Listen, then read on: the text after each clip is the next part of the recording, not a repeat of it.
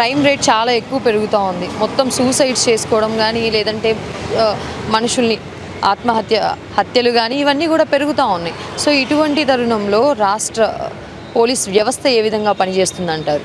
పోలీసులు అంటే చేస్తున్నారండి చేసినంత మటుకు. కాకపోతే కొంచెం రాజకీయంగా వాళ్ళ మీద ప్రెషర్ ఉండి కొంచెం కూడా చేయలేకపోతున్నారు. మెయిన్ ఏంటంటే కొంతమంది క్రైమ్ చేసి తప్పించుకుంటున్నారు, కొంతమంది చేయకుండా కానీ ఇరుక్కుంటున్నారు. వాళ్ళని మన దేశ నాయకులు ఎవరైతే ఉన్నారో వాళ్ళని గుర్తించి వ్యవస్థని బాగు చేయాలని కోరుకుంటున్నాం.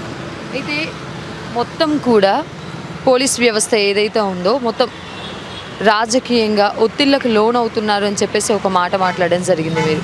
అందులో భాగంగా వాళ్ళ బాధ్యతలను చేపట్టలేకపోతూ ఉన్నారని చెప్పేసి, మరి సామాన్యుడికి న్యాయం చేసే దిశగా పోలీసుల వ్యవస్థ వెళ్తుందా, లేదంటే రాజకీయ నాయకులకి, లేదంటే డబ్బున్న వారికి డబ్బు లేని వారికి వ్యత్యాసాలు ఏమైనా చూపిస్తుందా పోలీస్ వ్యవస్థ?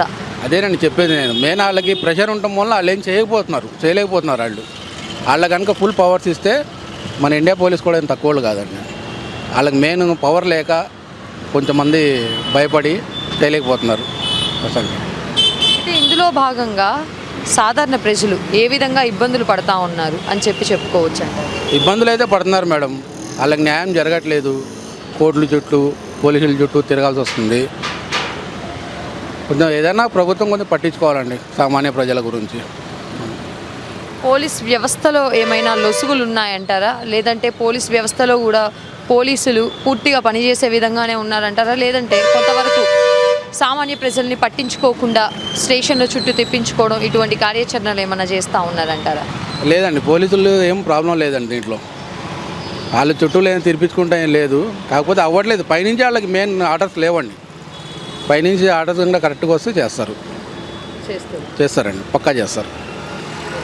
అయితే ఇప్పుడు రాష్ట్ర ప్రభుత్వాలు కానీ, లేదంటే దేశానికి సంబంధించినటువంటి ప్రభుత్వాలు కానీ ఎటువంటి నిర్ణయాలు తీసుకుంటే బాగుంటుంది సర్వసాధారణ ప్రజల కోసం పోలీస్ వ్యవస్థలో? లాస్ట్ బీఆర్ఎస్ ప్రభుత్వం ఉన్నప్పుడు ఏదైతే మన అత్యాచారం మీద ఎటువంటి డిసిషన్ తీసుకున్నారో అటువంటిది ఈ ప్రభుత్వం కూడా ఏ చేసినా కానీ అటువంటి డిసిషన్ తీసుకోవాలండి. మీరు చూసే ఉంటారు కదా, అది అప్పుడు కాల్ చేశారు ఏదో గ్రౌండ్లో వాళ్ళు ఇచ్చేస్తే, ఇది మన అది ఫ్లైఓవర్ కింద అమ్మాయిని కాల్ చేశారు కదా అప్పుడు. అలా ఇప్పుడు మన ప్రభుత్వం చేసింది కదండి, ఆ విధంగా చేయాలా? ఎస్ అదే ఆ విధంగా నిర్ణయం తీసుకోవాలండి ఏదైనా. అప్పుడు జనాల్లో కూడా కొంచెం భయం వస్తుంది. చెయ్యాలన్నా కానీ, ఏదైనా క్రైమ్ చేయాలన్నా కానీ మన ప్రభుత్వం కూడా, ఇప్పుడున్న ప్రభుత్వం కూడా అటువంటి పని ఏదైనా చేస్తే బాగుంటుందండి. అయితే పోలీస్ వ్యవస్థలో పోలీసులు తలుచుకుంటే ఒక హంతకుణ్ణి పట్టుకోవడం పెద్ద సమస్య కాదు అనేటటువంటి వాదనలు కూడా వినిపిస్తూ ఉన్నాయి.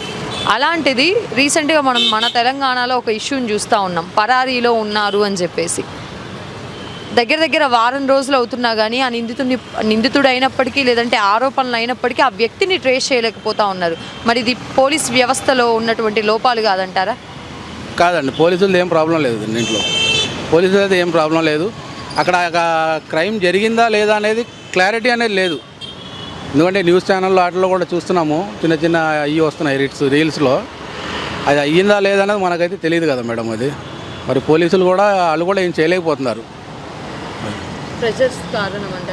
అవ్వచ్చు అవ్వకపోవచ్చు, చెప్పలేము మేడం. అది పూర్తిగా అయితే తెలియదు.